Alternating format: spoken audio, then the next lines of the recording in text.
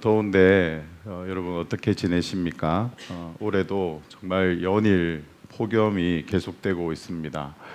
과학자들은 뉴스를 보니까 아마 올해가 가장 시원한 때일 것이다. 내년이 되면 또 더 지금보다 더 뜨겁고 더 더운 날이 될 것이다. 이렇게 이야기를 하더라고요. 최근에 몇 년간 우리는 코로나19라는 전례 없는 팬데믹을 경험하였고, 또 경제적인 어려움, 사회적인 갈등 등으로 참으로 많은 시련을 경험했습니다. 이럴 때 혹시 이런 생각을 해보신 적이 없으십니까? 어디 다른 나라로 이민을 가야 되겠다. 여기를 떠나야 되겠다. 힘들고 어렵고 또 덥고 너무나도 고통스러울 때 우리는 다른 곳으로 떠나야 되겠다, 이런 생각을 하게 됩니다. 시대의 문제 앞에서 내 가족을 위해서 어디론가 떠나볼까 하는 그런 생각을 가지는 것은 어떻게 보면 너무나도 자연스러운 생각일지도 모릅니다. 그런데 오늘 성경을 보니까요, 우리가 읽은 이 룻기에도 가족을 위해 이민을 결정한 한 가장이 나타나고 있습니다. 룻기 1장 1절입니다. 다 같이 한번 읽어보겠습니다. 시작. 사사들이 치리하던 때에 그 땅에 흉년이 드니라. 유다 베들레헴에 한 사람이 그의 아내와 두 아들을 데리고 모압 지방에 가서 거류하였는데, 성경은 사사들이 이스라엘을 다스리던 시대라고 기록하고 있습니다. 많은 사사들 중에 등장인물 이 보아스가 다윗의 할아버지로 나오는 것을 통해 선지자 사무엘의 시대를 가리키는 것으로 보는 학자들이 있습니다. 이 사사들이 이스라엘을 다스리던 그 시대에 지금처럼 폭염이나 미세먼지는 아니었지만 가뭄이 들었습니다. 이때 유다 베들레헴의 한 사람이 가족을 데리고 모압 지방으로 갔습니다. 2절에 그의 가족을 소개하고 있는데요. 다 같이 한번 읽겠습니다. 시작. 그 사람의 이름은 엘리멜렉이요, 그의 아내의 이름은 나오미요, 그의 두 아들의 이름은 말론과 기론이니 유다 베들레헴 에브랏 사람이더라. 그들이 모압 지방에 들어가서 거기 살더니, 남편의 이름은 뭐라고 말합니까? 엘리멜렉이고 아내의 이름은 나오미. 그리고 그들에게 두 아들이 있는데 오늘 말론과 기론이다라고 말하고 있습니다. 저는 오늘 여러분들과 함께 이 엘리멜렉의 가족에게 일어난 일들을 바라보면서 교훈을 얻기를 소망합니다. 첫 번째는 이 나오미에게 있어 모압은 아픔입니다라고 제가 한번 제목을 달아보았습니다. 이 엘리멜렉의 네 가족은 베들레헴에서 그래도 풍성한 삶을 살았던 것 같습니다. 룻기 1장 21절에 보면 내가 풍족하게 나갔더니 라고 기록하고 있습니다. 추측해 보면 이 엘리멜렉의 가정은 흉년을 피해서 모압으로 이사갈 수 있을 정도의 어느 정도 재력을 가지고 있었던 가정이었습니다. 덥다고 시원한 나라로 간다든지, 공기가 좋지 않다고 공기가 좋은 곳으로 간다든지, 흉년이 들었다고 풍년을 찾아 떠날 수 있는 것, 어떻게 보면 유대 동네에서 꽤 유명한 이야기로 전해졌을지도 모르겠습니다. 많은 아낙네들의 부러움을 한몸에 받았을지도 모르겠습니다. 그렇게 잠시 흉년을 떠나 모압으로 간 엘리멜렉과 나오미는 1년이 되고 또 2년이 되고, 그렇게 살다 보니까 시간이 벌써 10년이 되어버렸습니다. 10년이면 강산도 변한다라는 이야기가 있습니다. 이 10년이라는 시간 동안 속에 엘리멜렉과 나오미 가정에도 많은 변화가 있었습니다. 이민 생활의 어려움 때문이었을까요? 성경은 그 이유를 정확하게 기록하고 있지는 않지만 엘리멜렉은 죽게 됩니다. 그리고 나오미와 두 아들 말론과 기론은 계속 모압에 거주하면서 결혼을 하게 됩니다. 새로운 가족을 맞이하고 즐거움도 잠시, 또 말론과 기론도 죽게 되어서 이제 남은 가족은 여인 3명만 남게 되었습니다. 모압으로 이민 이후에 나오는 이 나오미는 남편과 두 아들을 잃고 이 며느리만 남은 과부 3명만 남게 되었던 것이죠. 이 나오미의 입장에서 모압은 남편을 떠나보내야 했던 장소인 것입니다. 뿐만 아니라 모압은 두 아들을 떠나보내야 했던 고통의 장소인 것이죠.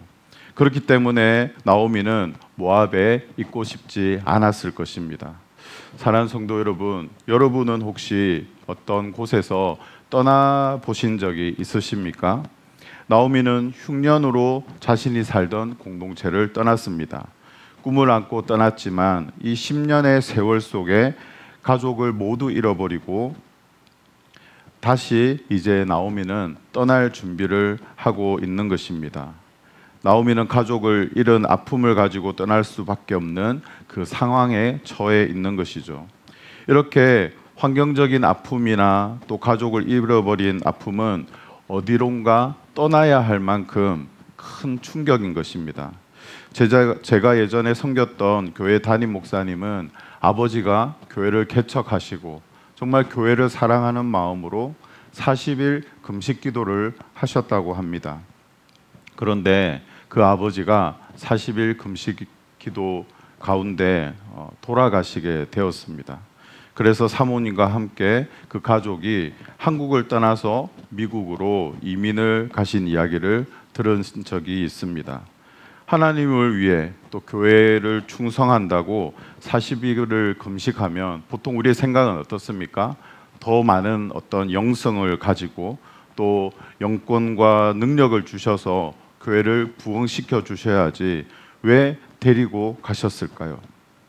그런 질문을 안고 그 목사님의 아들은 미국으로 갔고 또 미국에서 자판을 깔고 물건도 팔고 힘들게 아르바이트를 하면서 대학을 나오고 어느 정도 안정이 되어 갈 때 다시 한국으로 들어와서 신대원에 입학을 하고 목사가 되어서 지금은 정말 훌륭하게 목회를 하고 계십니다.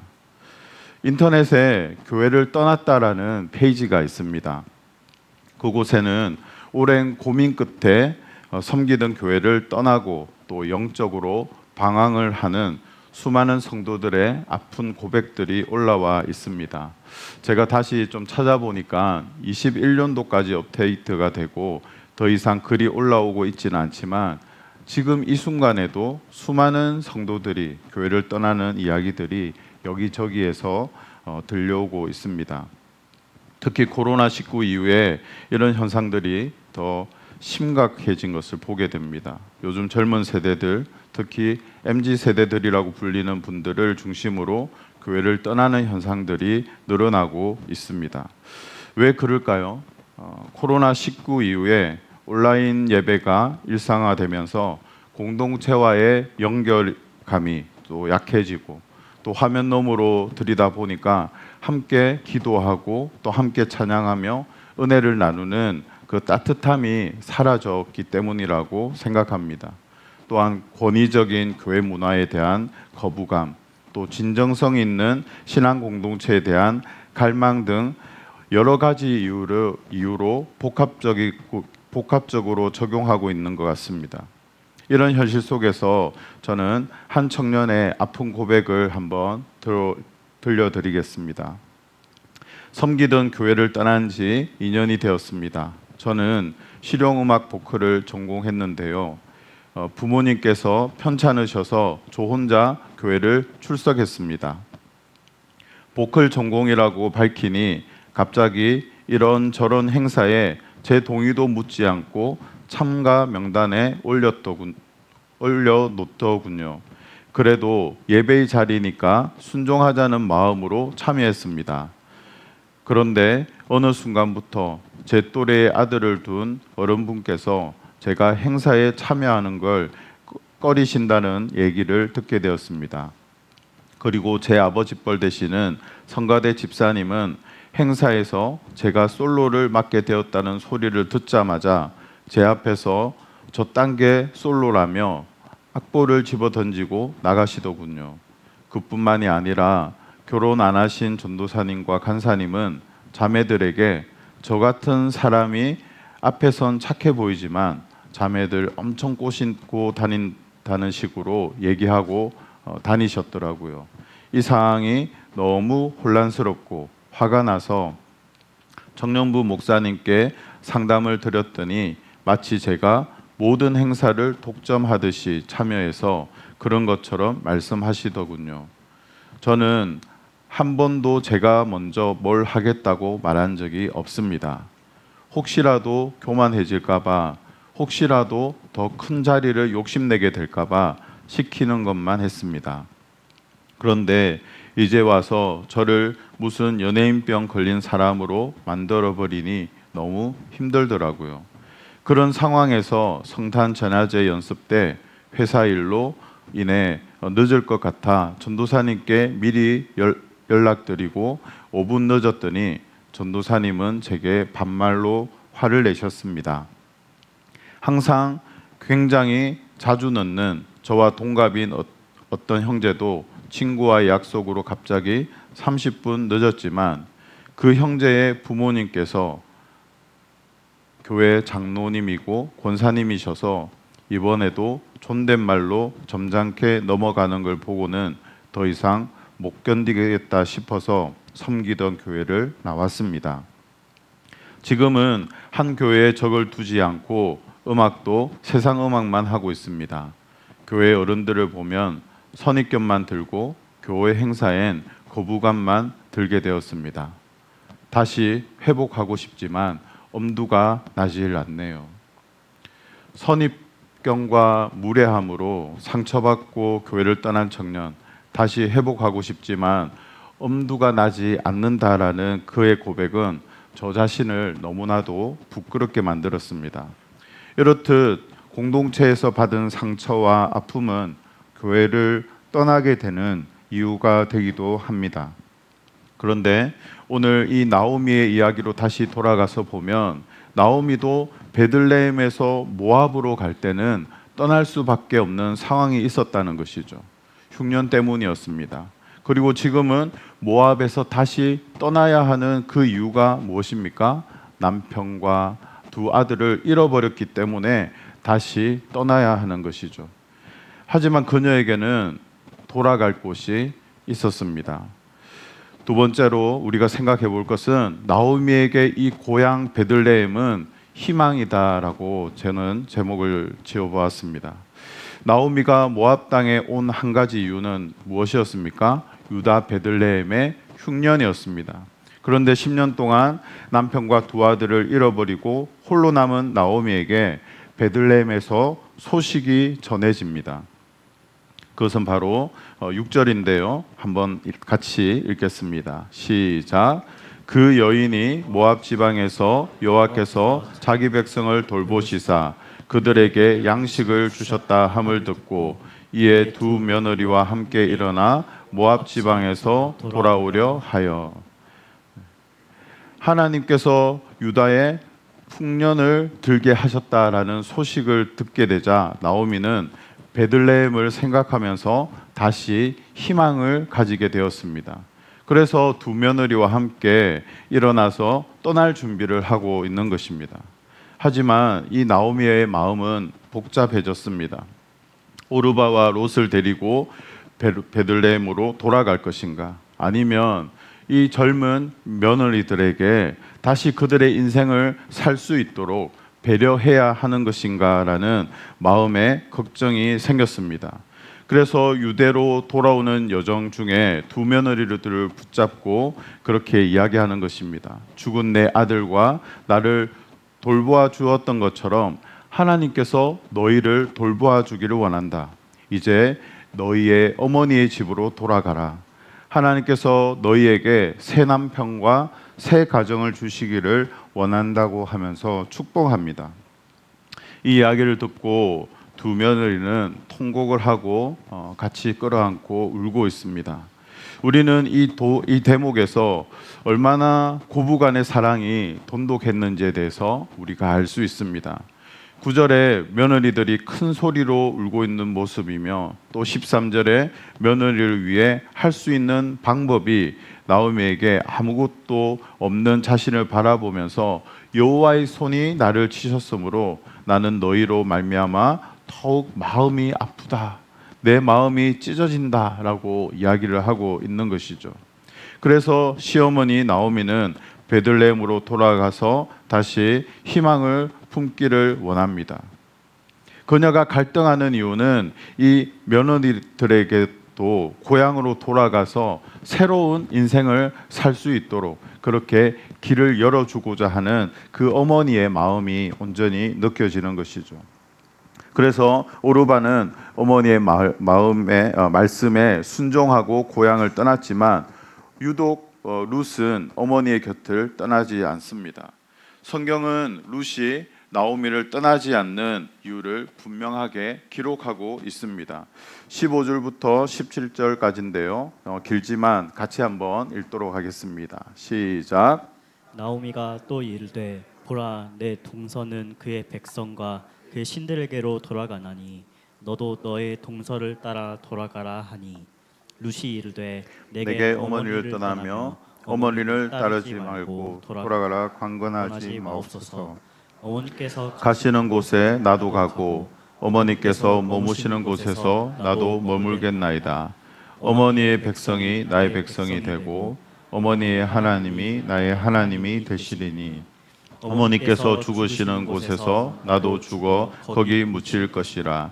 만일 내가 죽는 일 외에 어머니를 떠나면 여호와께서 내게 벌을 내리시고 더 내리시기를 원하나이다 하는지라. 아멘.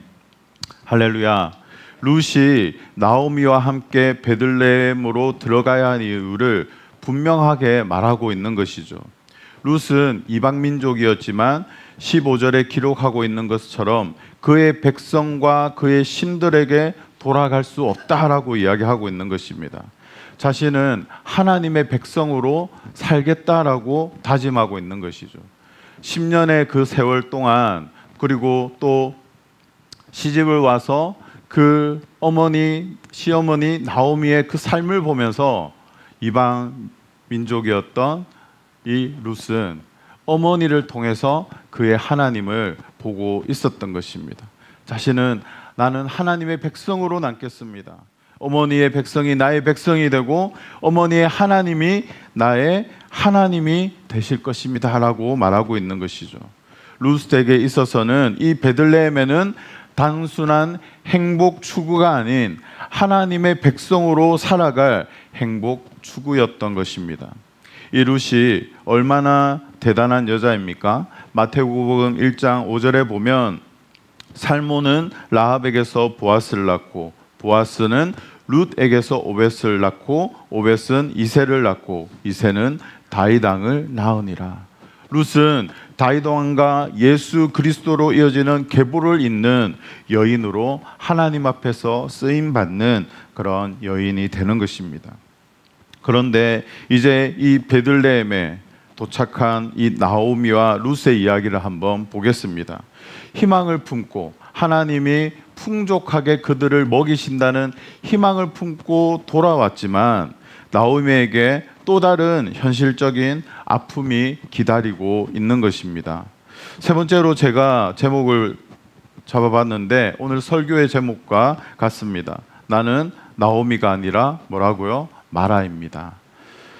나오미와 룻이 베들레헴으로 오게 되는데 19절 한번 읽어보겠습니다. 시작. 두 사람이 베들레헴에 갔더라.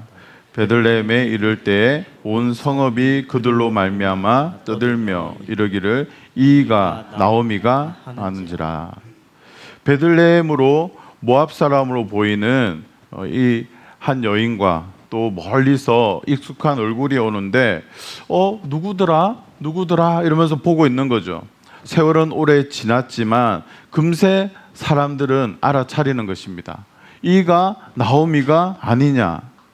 여기서 이가 나오미가 아니냐 하는 이 뉘앙스는 반가워서라기보다는 풍족하게 남편과 두 아들을 데리고 떠난 나오미가 다른 이들은 없고 어떻게 너 혼자 왔느냐, 그리고 그 옆에 있는 이 여자는 누구지 하는 믿기지 않는다라는 표정으로 이가 나오미가 아니냐라고 이야기하고 있는 것이죠.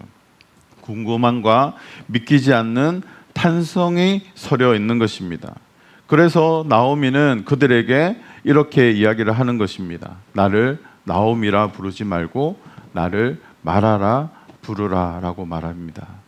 나오미는 이 자신의 이름에 뜻이 있습니다. 나오미의 뜻은 무엇이냐면 기쁨이라는 뜻입니다. 환희라는 뜻을 가지고 있죠.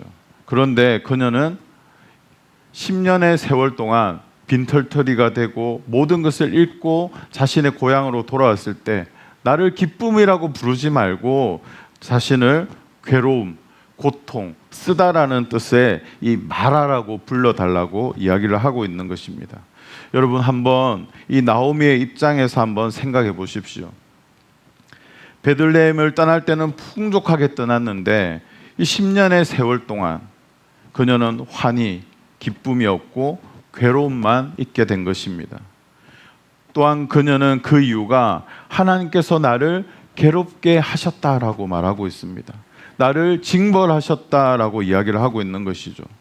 여기에서 주목하고 싶은 것이 이것입니다. 그녀가 굳이 베들레헴으로 돌아와야 했는가라는 것이죠. 얼마나 수치겠습니까? 여러분이 만약에 나오미라면 그곳으로 돌아가겠습니까? 그곳에서는 내가 떵떵거리고 살았는데 내가 다시 그곳으로 가면 수많은 사람들이 나를 어떻게 볼까라는 그런 생각 때문에 차라리 모압에서 있는 게 낫지 않을까라고 생각할 수도 있는 것이죠. 그런데 나오미가 이 베들레헴에 돌아와야 했던 이유는 앞에서 보았듯이 6절에 여호와께서 자기 백성을 돌보시사 그들에게 양식을 주셨다 함을 들었기 때문이죠. 베들레헴에 하나님의 돌보심이 있었기에 그녀는 그 수모를 견뎌내고 하나님을 원망하면서도 베들레헴 땅을 딛고 있는 것입니다. 제가 앞서 말씀드린 이 40일을 금식하다가 돌아가신 목사님의 이야기, 또 그 아들은 얼마나 하나님이 원망스러웠을까요? 하지만 하나님의 부르심 앞에 응답하고 또 곡으로 돌아와 아버지께서 그토록 사랑하셨던 교회를 섬기는 목회자가 되어서 아름답게 목회를 하고 있는 그 모습. 나오미도 나를 마라라라고 부르면서 하나님께 대한 원망은 가지고 있지만 그녀는 베들레헴에서 하나님을 원망하고 있다는 것이 저는 저의 시선이 멈췄습니다. 교회를 떠나 방황했던 한 청년의 이야기, 그리고 오늘 우리가 듣지는 못하지만 수많은 가나안 성도들의 이야기. 이 가나안 성도는 거꾸로 하면 교회를 떠난 성도라고 하는 것이죠. 그들을 생각하면 너무나도 마음이 아픈 것입니다. 가나안 성도들을 생각할 때 제가 문득 이런 생각이 들더라고요. 생각해 보면 그들이 여전히 자신을 뭐라고 부르고 있습니까? 가나안 성도라고 부르고 있는 것입니다.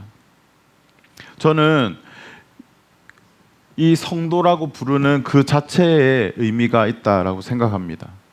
교회는 떠났지만 하나님을 그들은 포기하지 않고 있다라는 것이죠. 교회에서 상처를 받았지만 나를 가나안 성도라고 부르는 것은 내가 아직도 그 하나님의 사랑을 그리워하면서 회복하고 싶은데, 그 청년의 고백처럼 하나님 앞에 회복을 경험하고 싶지만 엄두가 나지 않는 자신의 모습을 반영하고 있지 않는가라는 생각을 해보고 있는 것입니다. 어쩌면 이것이 하나님의 손길을 기다리고 있는 그들의 마지막 외침일지도 모릅니다. 저와 함께 제자훈련을 하셨던 집사님의 이야기인데요.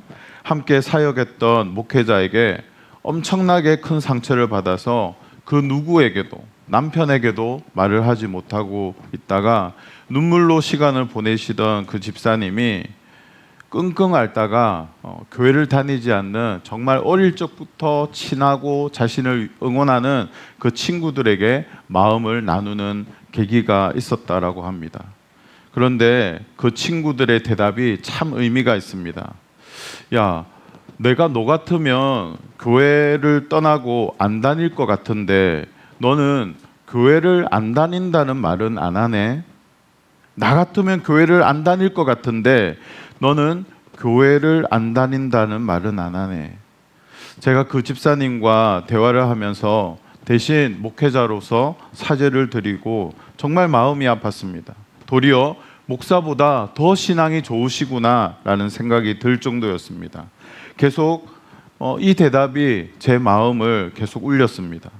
야, 내가 너 같으면 교회를 떠나고 안 다닐 것 같은데 너는 교회를 안 다닌다는 말은 안 하네.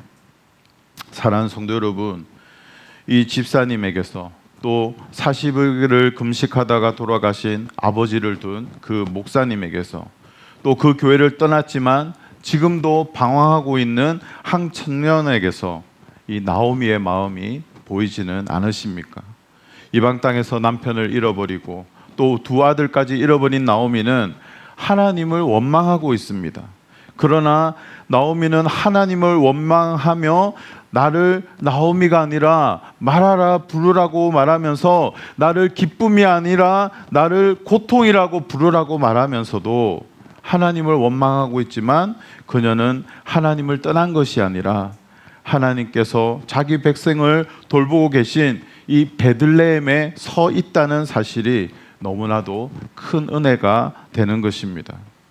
나중에 나오미는 옆에 있는 며느리 룻을 통해서 보아스를 만나게 되고 또 하나님의 회복하심과 또 일하심을 경험하게 되는 것입니다. 사랑하는 성도 여러분, 오늘 저는 여러분과 함께 이 나오미의 마음을 바라보고 싶습니다. 우리가 정말 하나님을 사랑하지 않습니까? 또 신앙생활을 열심히 하지 않습니까?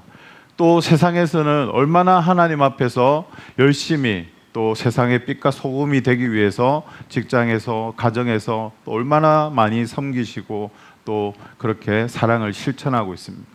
그렇게 기도하고 열심히 살아가지만 인생을 살다 보니까 우리의 건강이 무너지기도 하고 관계가 틀어지고 또 재물들을 잃어버리는 사업의 실패와 여러 실패들을 맛보게 되는 것이죠. 그럴 때 우리는 이 나오미를 기억해야 된다라고 생각합니다. 하나님 앞에 원망이 있고 또 여러 가지 어려움이 있지만 베들레헴에 서 있는 이 나오미를 우리는 생각해야 됐다라는 것이죠. 야, 내가 너 같으면 교회를 떠나고 안 다닐 것 같은데 너는 교회를 안 다닌다는 말은 안 하네. 내가 상처받고 하나님을 원망하지만 또한 나의 이 회복이 어디에 있다고요? 교회에서, 하나님 안에서 있다는 것을 우리는 기억해야 합니다. 저는 소망하는 것이 하나가 있습니다.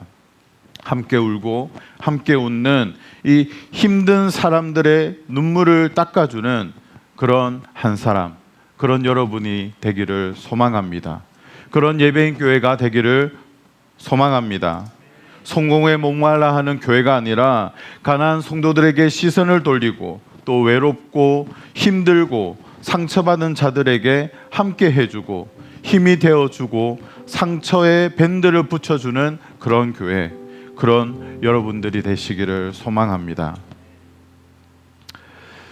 그리고 마지막 부탁으로 우리가 상처를 싸매어주고 함께 해주고 힘이 되어주다가도 어떤 날 오해받고 상처받는 날이 오게 되면 꼭 기억하시기 바랍니다. 상징적으로 베들레헴으로 돌아가야 되는구나. 내가 돌아가야 할 곳은 베들레헴이구나. 하나님을 원망하고 우리의 마음을 쏟아내어 회복을 경험하는 우리 모두가 됩시다. 꼭 이 이야기를 들읍시다. 야, 내가 너 같으면 교회를 떠나고 안 다닐 것 같은데 너는 교회를 안 다닌다는 말은 안 하네. 탈도 많고 말도 많지만 사랑하는 성도 여러분, 교회가 희망입니다. 교회인 여러분이 희망입니다. 여러분의 안에 계신 성령 하나님이 희망이십니다. 이 사실을 믿음으로 고백하며 저와 살아가는 저와 여러분들의 삶이 되기를 소망합니다.